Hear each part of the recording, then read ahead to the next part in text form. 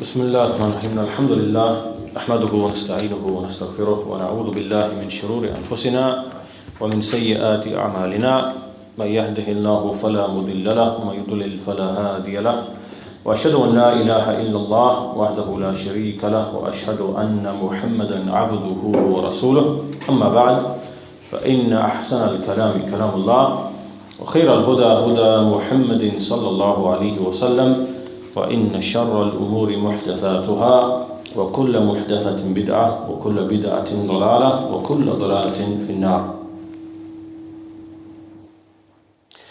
So in today's lesson we're going to continue with our discussion of the passage to do with al-qadar, al-qada wal-qadar, and the passage that we were discussing. I'll just quickly summarize the main points instead of reading the whole text again. But it starts with the statement of al-Tahawi wal-khayru wal-sharru muqaddarani ala al-ibad, that both good and evil are decreed upon the servants. This decree comes from Allah subhanahu wa ta'ala. He decrees good and He decrees evil upon the servants. And so the rest of the passage makes mention of some of the issues connected to this. And so from the issues which are connected to this,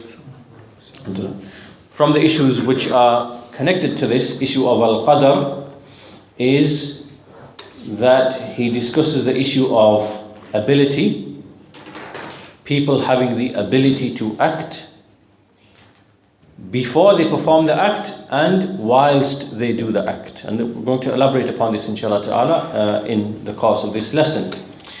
And likewise, he makes mention of the point that Allah subhanahu wa ta'ala, He created the actions of the servants. So He created the actions of the servants, and the servants actually earn their deeds. They earn their deeds. They make kasb of their deeds.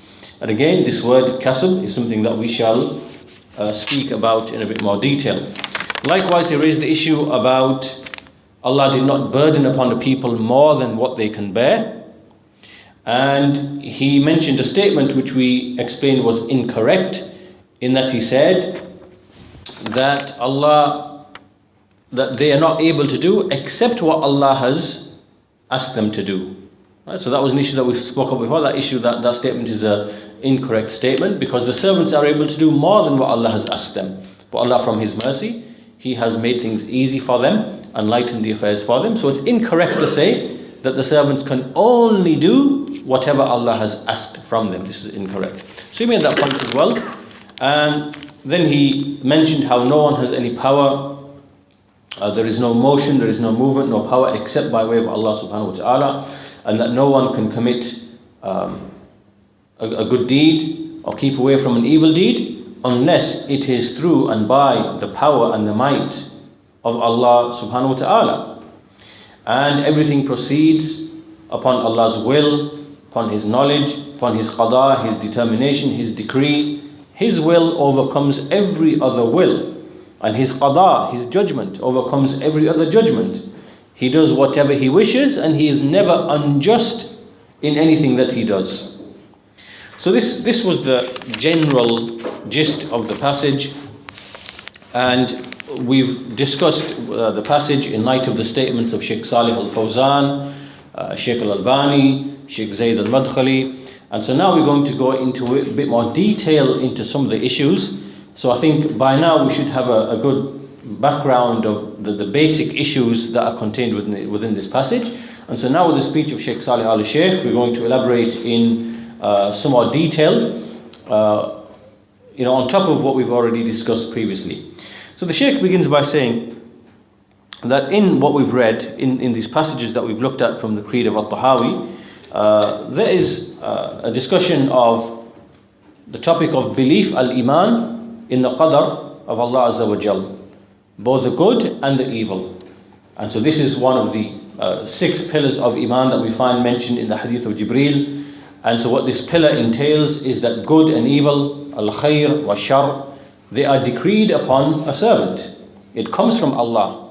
Everything comes from Allah. All of the affairs that come to a servant, whether they are good, whether they are evil, whether they are for his benefit, whether they are for his harm, whether it is guidance, whether it is misguidance, whether it is life, death, pleasure, harm, everything, all of that is decreed by Allah Azza wa Jal.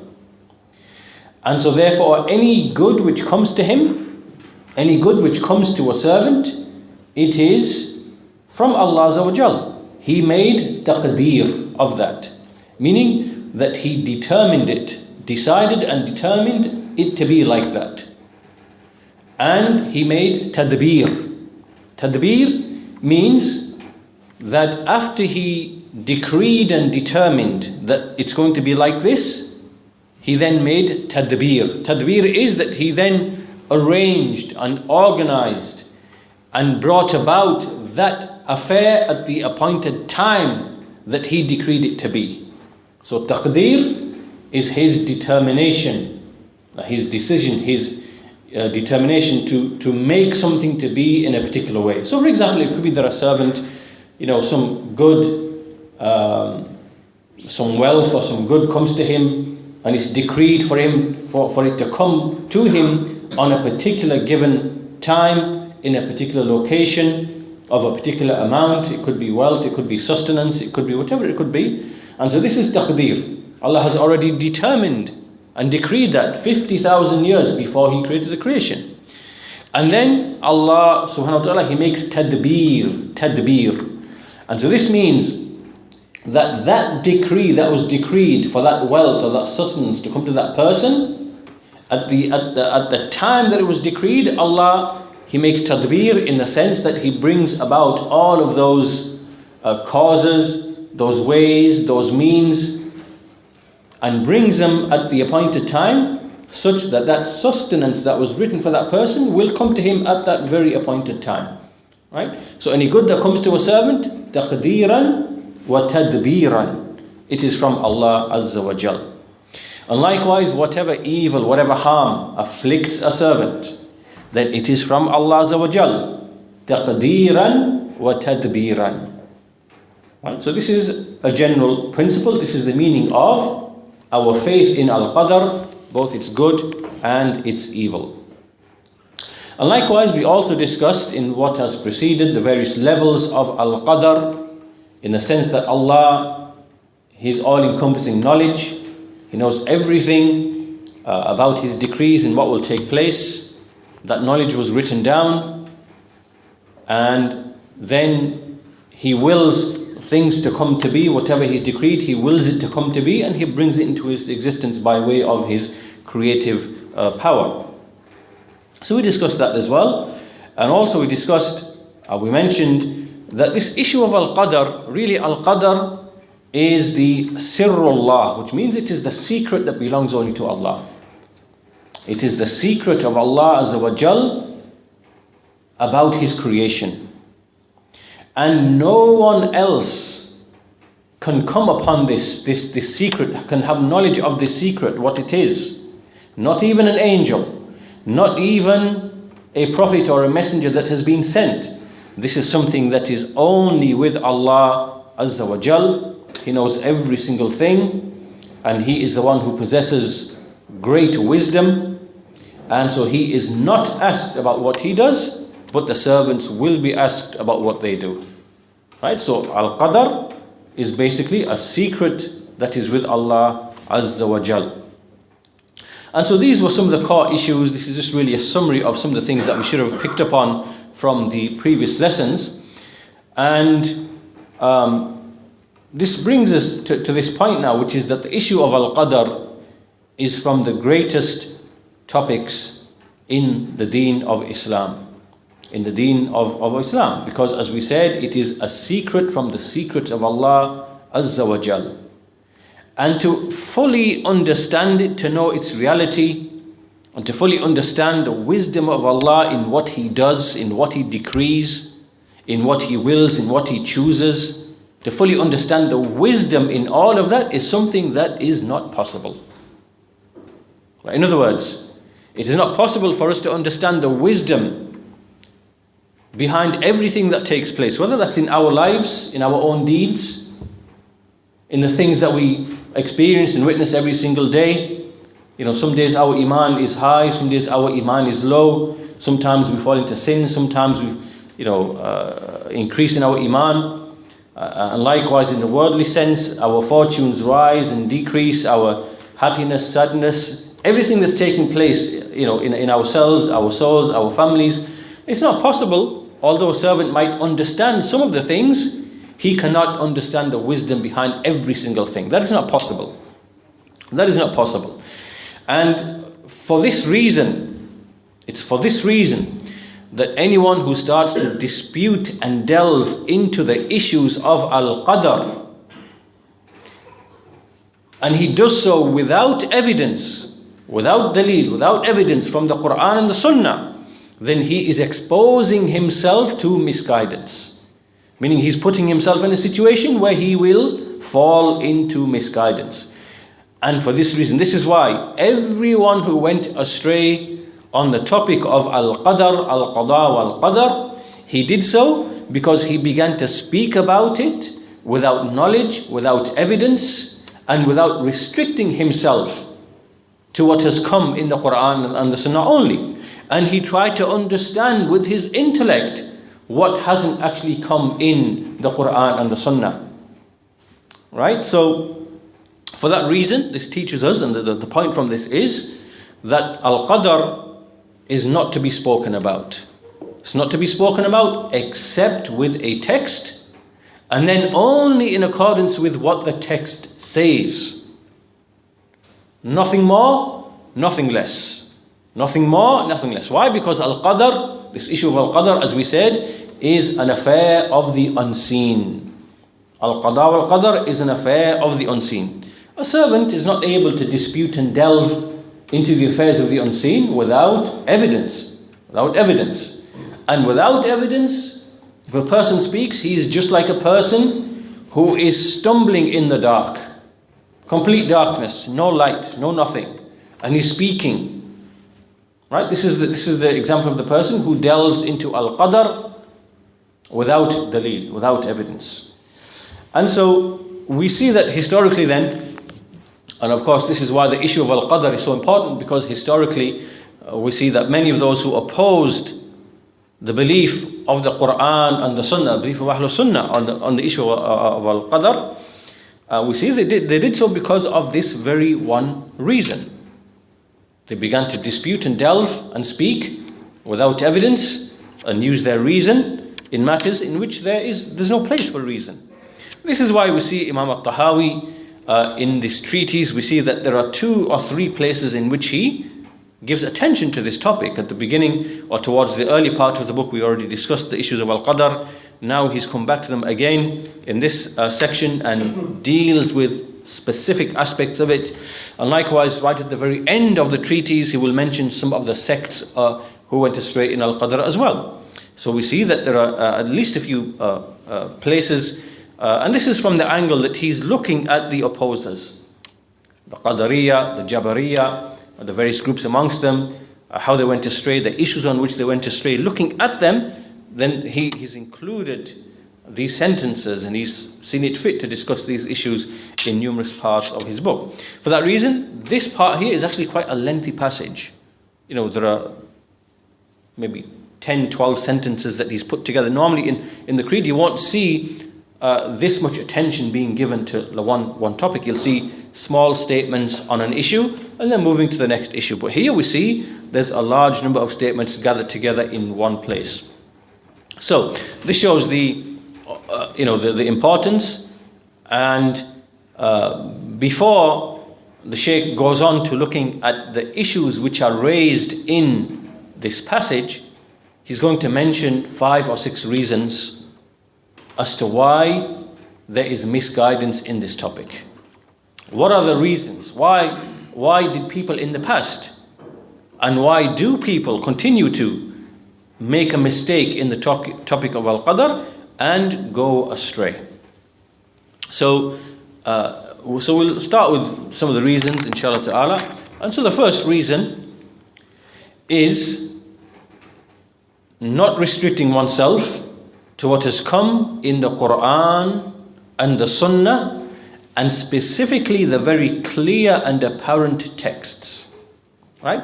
There are very clear and explicit texts that mention affairs to do with al-qadr, that everything is by way of al-qadr. Everything is by way of Allah's mashi'ah. Everything is with Allah's knowledge. Right? There are certain texts where they are muhkamat. Muhkamat meaning they are very explicit texts whose meaning is not ambiguous. If you to read the meaning of the text, it is very clear and unambiguous. You cannot dispute about the meaning of that text. Right? So, a person abandons these types of texts in the Quran and the Sunnah, and he goes instead to vague, generalized texts. So he uses those texts to be the foundation, and then he leaves the clear, explicit texts. Right? So this is the first cause of misguidance in the topic of Al-Qadr. In fact, this principle is not restricted only to the topic of Al-Qadr. This is general to everything. On the topic of Allah's names and attributes. On the topic of Al-Iman, faith.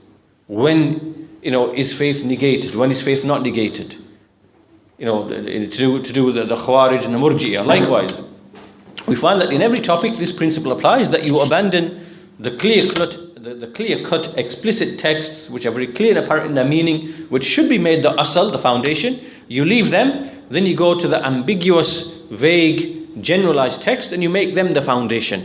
And the reason for this, of course, is that whereas you cannot twist the clear, unambiguous verses and insert a meaning that you've invented to the clear text, you can do it with the general texts. And this is the way of all of the innovators. They will go to the general texts, general statements, and they will impose upon them a meaning that they desire to impose. And so they will leave the muhkamat, the unambiguous clear text, and they will go towards the mutashabihat. Mutashabihat, the ambiguous vague text. So this is the first reason, and obviously we know that it is wajib for the servant to take the muhkam, the clear, explicit, non-ambiguous verses, and he should make them to be the foundation, and any of the verses that come, which are general, whose meaning is vague, he understands them, he takes them back to the unambiguous verses, and to make sure that he understands them in the correct way. And so for that reason, in the time of the Sahaba radiallahu anhum, we see that there was an incident which is reported in the Sahihs of Muslim, Bukhari, that he came out one day and the Sahaba were disputing about Al-Qadr. They were disputing about Al-Qadr. And each one was using an ayah, was using a verse from the Quran. And so when the Messenger of Allah, when he came out, his face was as red as a pomegranate because of, he became angry and at what was being done. Why? Because they were speaking about the Quran and using ayat of the Quran to clash with each other. And so obviously he reprimanded them and put an end to this. And from this we understand that the servant, he has to submit to the clear-cut, unambiguous verses and the principles which are derived from those clear verses. Because the clear verses, they teach us certain principles, sound general principles. And then any other text that we come across, that we find, then we have to return that back to those clear principles which are found from those clear verses. And so this means that any tafsir, any explanation of these verses to do with Al-Qadr that were not known to the Sahaba, then it is falsehood. It is falsehood and it is misguidance. Right? So this is the first principle which if a person opposes, he will fall into misguidance. It is the first reason why a person falls into misguidance. And in fact, as we said, this is a general principle. Every single group, every single party, every single faction, every single individual who goes astray in the past or the present, you will find that more than likely he has fallen foul of this principle. Right? He will use ambiguous verses. Or even when it comes to the statements of the Sahaba, he will go to those statements of the Sahaba and use the generalized statements of those Sahaba rather than go to the clear-cut, explicit statements. Like, for example, we see we see many people doing this when they want to invent principles, and even with the statements of the scholars, the contemporary scholars. Someone will go and find the generalized statements of the scholars. For example, they will go to the statements of Shaykh Ibn Uthaymeen and find that he has general statements of praise for the Ikhwan or Tabligh or whatever else. And then we find that he has other clear-cut statements in which he speaks against them and warns against them, which are established from him by reliable witnesses, which are recorded. And they will do the same with Shaykh Ibn Baz, they will do the same with Shaykh Al-Albani. Right? So they will abandon the muhkam, clear, obviously there's a difference between the speech of Allah and the speech of the Messenger and the speech of the scholars. They're not in the same category. In the speech of Allah and the speech of the scholars, in the speech of Allah and the speech of the Messenger, there can be no contradiction. Right? It is all coherent.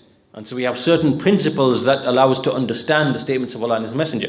But when we speak of the scholars, obviously the statements of the scholars don't have the same status and they don't have the same standing as the speech of Allah and His Messenger. But nevertheless, a similar principle applies in that sometimes someone can go to a general, vague, ambiguous statement of a scholar and run with it and leave and abandon the very clear-cut, explicit statements of the same scholars. And so, as I said, there are examples that we gave to do with that, to do with the jama'at. And so one of the very clear examples from Shaykh Al-Albani rahimahullah ta'ala is that they will take many of his statements to do with boycotting, for example, and that speak about boycotting, and then they will leave the very clear-cut statements in which he says that boycotting is a necessity after the other avenues have been traversed. So meaning, it's a last resort. Not that it should never ever be used, but it is a last resort. So the point being that if you take this approach, whether to the statements of Allah and the Messenger ﷺ, or the Sahaba, or the Imams of the Salaf, or the scholars of the era who to talk about issues, you will fall into misguidance. You will fall into misguidance. This is something that you see in every person of deviation. Everything that he's saying is based upon a violation of this principle. You'll see it with the Ash'aris, Maturidis, Deobandis, in the way that they quote from the past scholars. This is what they're doing. They are using the ambiguous, vague statements of the past scholars, like Imam Ahmad, for example, when they try to use some of his kalam in the issues of Aqeedah, and they leave his very clear, explicit, statements in the issues of dispute. So this is the first thing that we pick up. As we said, it is not restricted just to al-qadr. It is a general principle across the board. Second reason that the Shaykh mentions is why people fall into misguidance in this topic is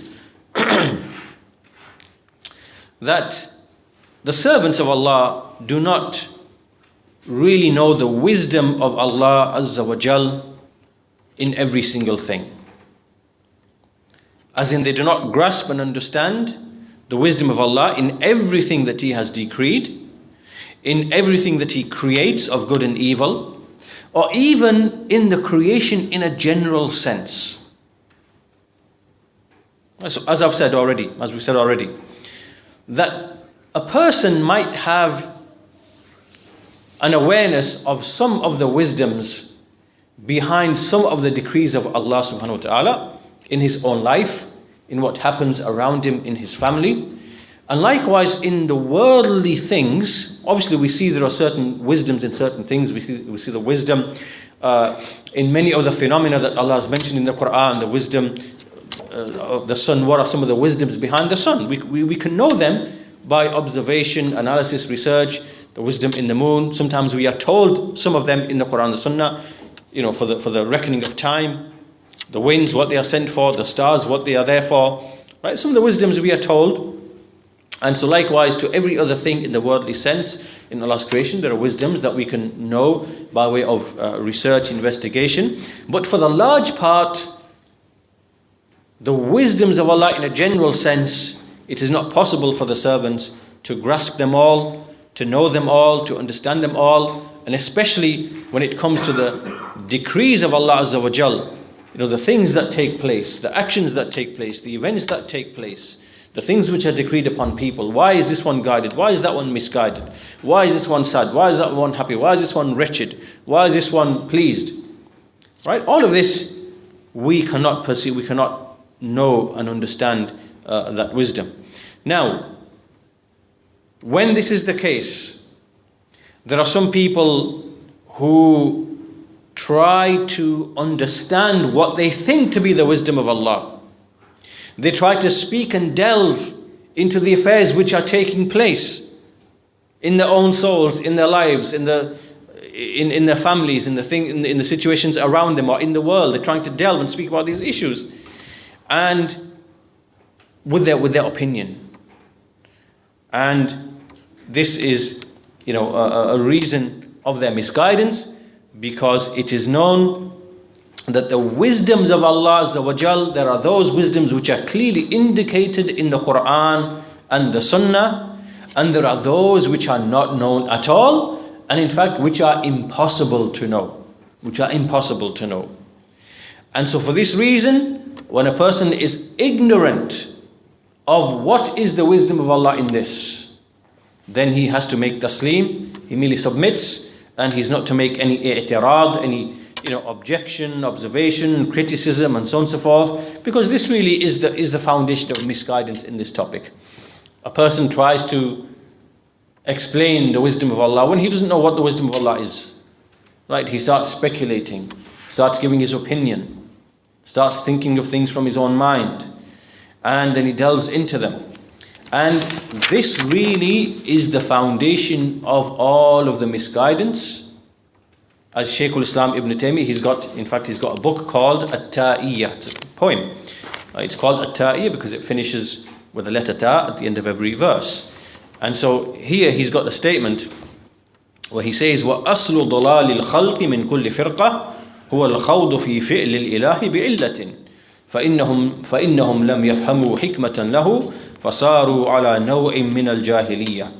Which means the foundation of the misguidance of the whole of creation from every sect is when they start to disputing in the actions of Allah and trying to find reasons for them. Right? For indeed they did not understand the wisdom for his actions, and so therefore they became ignorant upon a type of jahiliyyah. So meaning that the foundation of misguidance is when a person starts saying, oh, Allah did this because of this. Right? They are ignorant of what the reason is. They don't know. And then they start disputing, thinking, oh, well, Allah did this because of this, and Allah did that because of this. This was the wisdom, and that's the wisdom, and that's the wisdom. And he's doing this based upon his opinion, not upon what is in the Quran and the Sunnah. So the wisdom of Allah Azza wa Jal in His qadar, in His decrees, in what He does, this is largely or mostly unknown to the creation. And an example is given here of an illustration of this is when we reflect upon the story in Surah Al-Kahf, 18th surah, with the story of Musa and Khidr. Musa alayhi salam and Khidr.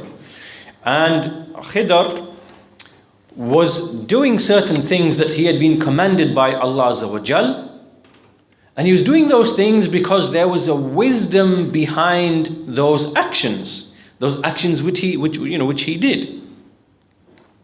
He destroyed a ship, he killed a child, he rebuilt the wall, certain things that were done, and Musa alayhi salam did not understand, or he wasn't given knowledge of the end wisdoms behind those deeds. And he was not able to show patience upon the, he was not able to show patience, so therefore that knowledge did not come to him in that respect.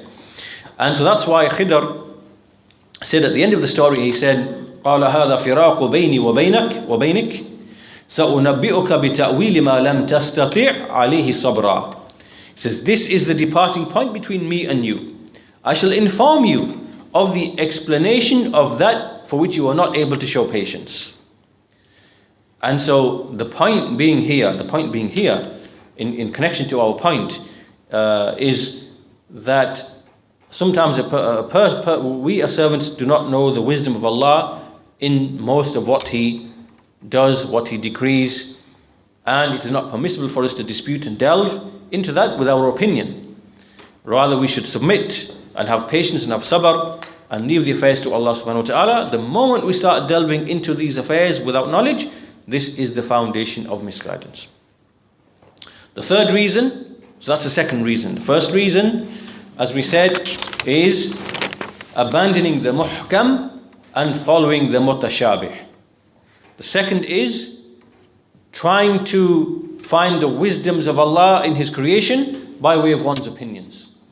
The third reason, and in fact this is a large part of the misguidance. You see a lot of the kuffar, the atheists, the non-Muslims, right? They try to find what they obviously, first of all, they don't know the wisdoms of Allah in His khalq, in His creation, in His sharia, in the injunctions in the sharia that we see, whether they're related to marriage, whether related to the punishments, whether related to trade, whatever else, they don't see the wisdoms. This is the third. Say again? This is the third one. No, I'm just talking about the second one still. So they don't see the wisdoms, and a large part of their objections come because they are juhal. They don't understand Allah's creation, or they think they do. But because they are operating upon an asl where they believe that, matter comes from nothing and self-regulates and whatever else, they don't see wisdoms. Or they do, in fact, they do see wisdoms, but they are kadhabun, they are liars. They say everything is an illusion. Right? So they see clear design, wisdom, purpose in everything. In everything they see it. But they say, well, this is just really an illusion. It's not really like that. Because we can explain how it came about. It came about through, evolution, chance, whatever else. So really they see wisdoms. There are clear wisdoms in what they see in the creation, from those wisdoms that humans are able to recognize, but they deny those wisdoms. And then upon that they start making i'tirad, they start making objections against, the affairs of tawheed, the affairs of belief, the affairs of the sharia, the affairs of, whatever the Muslims are upon. So obviously that's not quite the same thing as what we're discussing here, but it's kind of related in a way that they pretend to be ignorant of the wisdoms of Allah which are apparent in any case, and then there are those wisdoms which a person can't understand, especially when it comes to many of the rulings of the Sharia, many of the judgments and things like that. And so they raise objections against those things, but that's because they have not been given fiqh, have not been given understanding, have not been given tawfiq, and so they wander in their blindness. Now this comes to the third. The third one is making an analogy, making qiyas for the actions of Allah Azza wa Jal with the actions of the servants, as it relates to what is justice and what is oppression. Right? So for example, this means that they look at the actions of Allah Azza wa Jal, which means here His decrees, and then what they see to be justice, because they've only known justice in terms of what is justice amongst the men, amongst the actions of the people, and what is injustice, what is adl and what is dhulm. So they look in the creation, they see, well, this thing that this person does, this is from adl, and this thing what people do, this is from dhulm, right? So they have an understanding of things being from adl, from justice, and things being from dhulm as it relates to the actions of men, right? Then they analogize for the actions of Allah Azza wa Jal on the basis of what they see in the creation, right? So then they start saying, well, if Allah did this, this would be dhulm, and if Allah did this, this would be adl, right? But what it is they are making to be adl, justice, and dhulm, injustice, is based purely on what they've seen amongst the actions of men. Right? So basically now they are making analogies for Allah. They are making likenesses for Allah which are incorrect. This would be similar, like this would be similar, for example, if someone says, well, Allah has attributes and I see attributes amongst mankind, and mankind's attributes are a certain way. They hear like this, they see like this, they speak like this, they become pleased like this, they become angry like this, and then they make an analogy. They say, well, the same must be the case for Allah subhanahu wa ta'ala. Right? But we can't, this analogy is false. This analogy cannot be made. Right? Just like we can't make an analogy for His essence and His attributes, likewise we cannot make an analogy for His actions, for His af'al, from which are His decrees. Right? We cannot make analogies like this. And so therefore, they, as we said, made an analogy for Allah Azza wa Jal, and they began to say, they began to speak about Allah's actions, that Allah's actions must be like this, or must be like that, and must be like this, and must be like that, and speaking as if they are to decide what Allah's actions ought to be. Why? Because they are using an understanding of what is justice and injustice, and then saying Allah's actions must be in accordance with those ideas of justice and injustice. And this particular one is actually the foundation of the misguidance of the Qadariyah. The Qadariyah who denied al-Qadar. We should expand upon this in due course, inshallah ta'ala. Right? So this is the third reason, making analogies for Allah Azza wa Jal.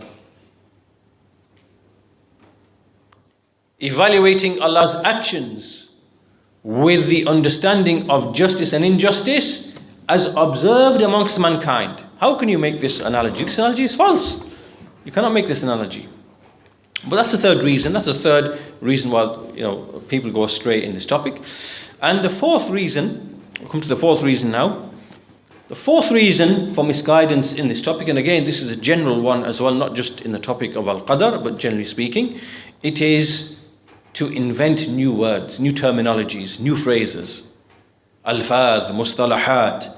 Right? These phrases, these terms, they're the ones which are now made the foundation.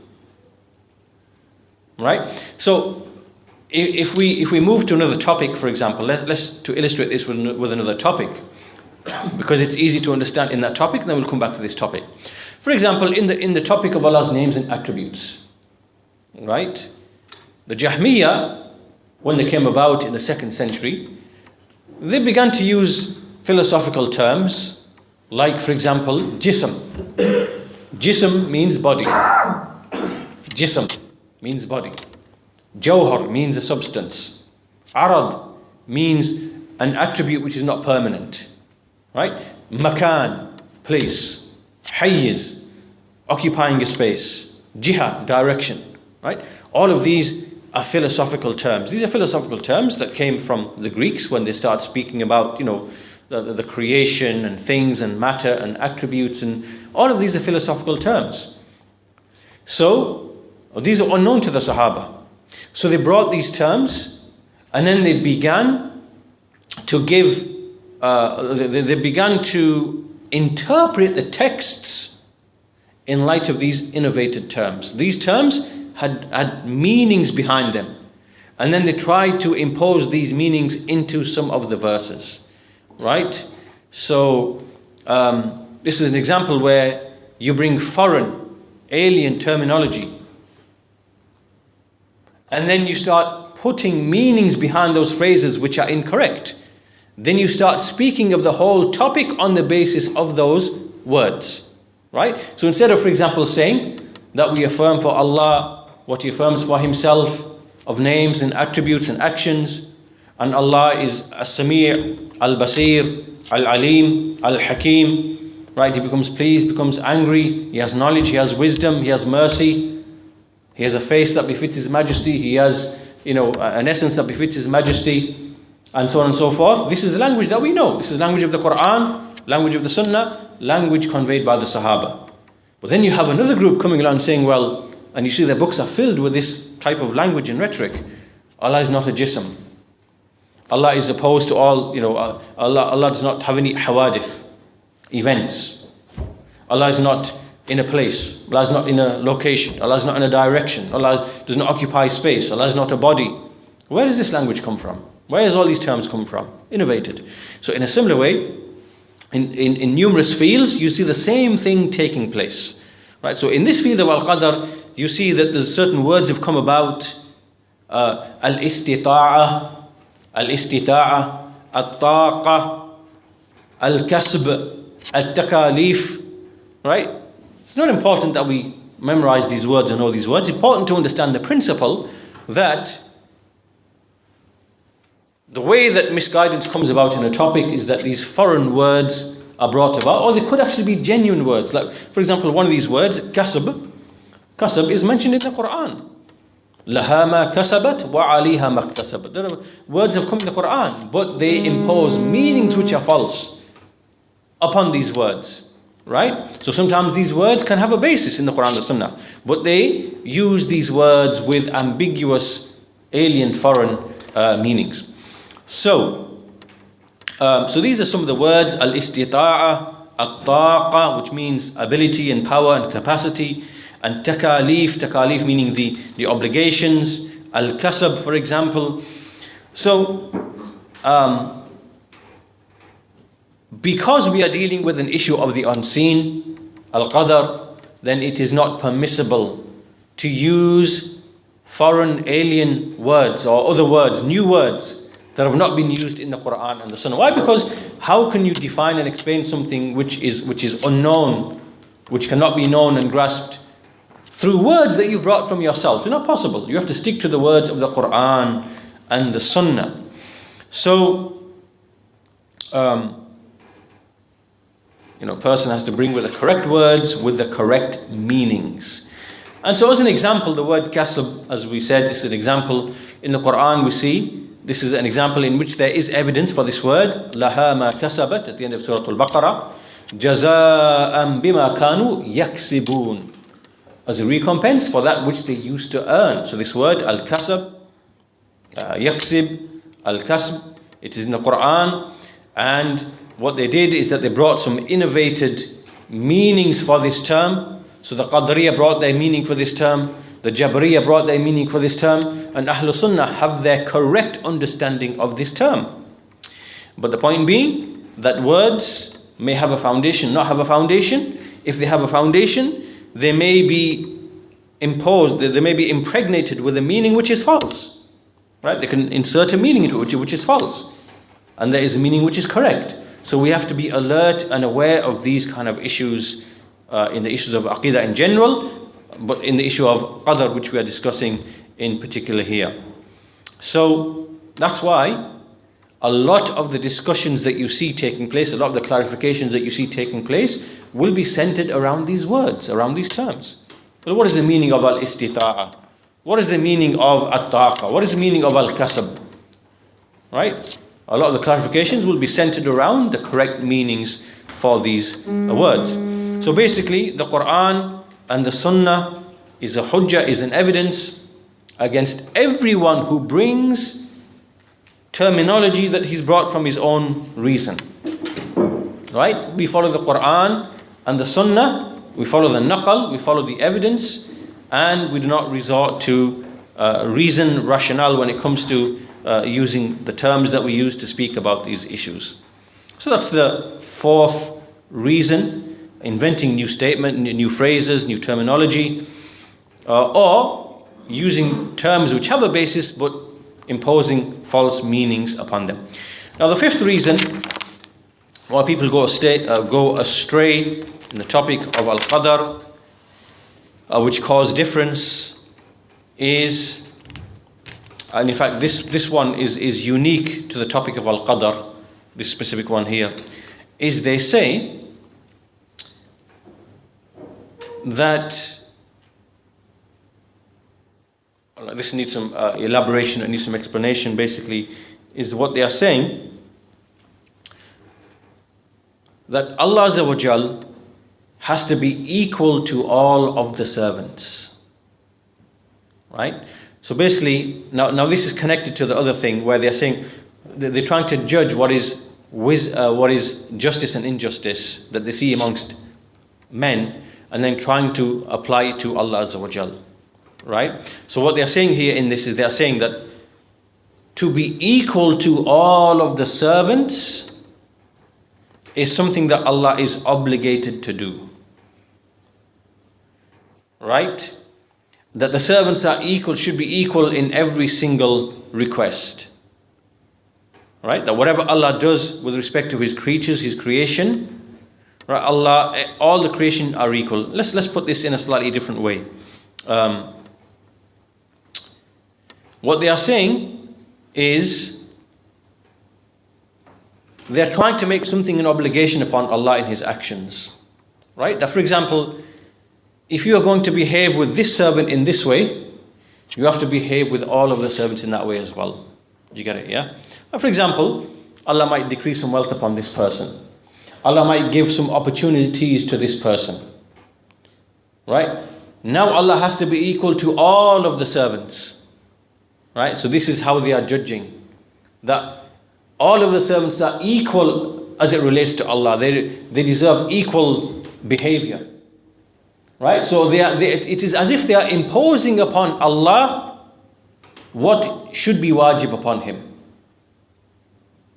And this they have no right to do. Who are you to be imposing this upon Allah and stating that this is how Allah should behave with His servants? So who are you to be imposing this? Right? But this is one of their principles, and they made the judgment upon the actions of Allah that this would be just for Allah, this would be unjust for Allah, and so therefore this is what is wajib upon Allah to do. Right? This is what they are basically saying. This is what this principle is saying. That they are basically deciding or saying that this is what is wajib upon Allah Azza wa Jal. And so they are saying that it's wajib upon Allah to treat all the people equal in terms of what He gives them, in how He behaves with them. And so if He's going to give this one success in guidance, He should give that one success in guidance. Why is that one now being abandoned? Why is this separation between the servants? This is injustice. Right? So this is the general way of thinking. Right? They are imposing upon Allah what they think to be justice. And part and parcel of this is that they want Allah to treat every single servant to be the same. But this is not this. Allah Azza wa Jal does whatever He pleases. If Allah wants to guide this one, He will guide this one. If Allah wants to misguide this one, He will misguide this one. No one can ask as to what He does. And Allah knows a wisdom. Allah has a wisdom. Allah says there's a wisdom behind this, what Allah does. When He guides, misguides, gives life, takes life, harms, benefits, whatever else. This is with knowledge of this is with Allah. But you can't come along and say now, well, if this one receives this, then everyone should receive that. And if this one is given these opportunities, everyone should receive the same. You have no right to start making these judgments and start saying what is wajib, what is not wajib. You have no right to do that. And so, but again, you see from this principle, if you really grasp this principle, you will see where the misguidance is emanating from. When you put all of these 4 and 5 things together, you see the misguidance, why and how it emanates from these people. And so this is why they were led to say that Allah does not create the actions of the servants. Right? Allah has to be just to everybody. Allah has to be equal to everybody. So it can't be Allah who is decreeing these. It can't be Allah who is creating these actions. Because this would be unjust for Allah. Because what is wajib upon Allah is that if such person is guided, that one should be guided as well. If this one is given wealth, that one should be given wealth as well. Right? They want everything to be equal, but because everything is not equal, because this one is guided, that one is misguided, this one is in poverty, this one is in riches, this one is healthy, that one is sick, that one has a short life, that one has a long life. Right? All of this variation. You see, well, obviously, Allah can't be doing this, because what is wajib upon Allah is to be equal to everybody. Right? So clearly the servants are acting upon their own accord. The servants are creating their own actions. Right? So this principle here, this point that they are making, that Allah has, they're making it wajib upon Allah to be like this or to be like that or to be like this. This is a principle they've invented. Right? They're saying that Allah has to be just to everybody, give everybody equal opportunity for guidance and misguidance. But this is a question that can't be raised, because Allah does whatever He wishes. Allah, in His wisdom, He knows things that we do not know. He knows which one deserves misguidance. He knows which one deserves misguidance. He knows which one deserves wealth, which one wealth should be kept away from. For wisdoms that that Allah knows. Who are you to presume this and start making wajib upon Allah, this and that, whatever? This is utter misguidance. So, from this, or from all of this, what we should take from this is that basically, what is wajib upon us in the affairs of the unseen, because the issue of al-qadr, which is the secret of Allah, only Allah knows, it is from the unseen. We have to stick to the Quran and the Sunnah, and we have to make taslim. We submit. This is how it is, and we accept this is how it is. Don't start using our aql, our opinions, to start contradicting, to start trying understanding what we cannot understand, to start gaining knowledge of what has been kept away from us and what is impossible for us to know. All of this it will lead to misguidance. And for that reason, this is why we say, of the people of knowledge, they say, آمنا به كل من عند ربنا. آمنا به كل من عند ربنا. We believe in all of it. All of it is from our Lord. This is what those who are deeply grounded in knowledge, this is what they say, alongside the fact that we know that the people of knowledge do understand the explanation of certain things, but those things they do not know, they simply submit and they say, we believe in all of it is from our Lord. Now obviously when you start taking texts and you start throwing those texts against each other, this is the foundation of misguidance, and this is what was done by the Qadariyah, by the Jabariyah, and they're trying to unveil the secret of Allah. As it is said, Al-Qadr, the saying of Ali radiallahu anhu, Al-Qadr sirrullah. Al-Qadr is the secret of Allah, فَلَا تَكْشِفْهُ. So do not try to unveil it. Don't try to unveil it. Because anyone who tries to unveil the secret of Allah, there is no doubt he will go to misguidance.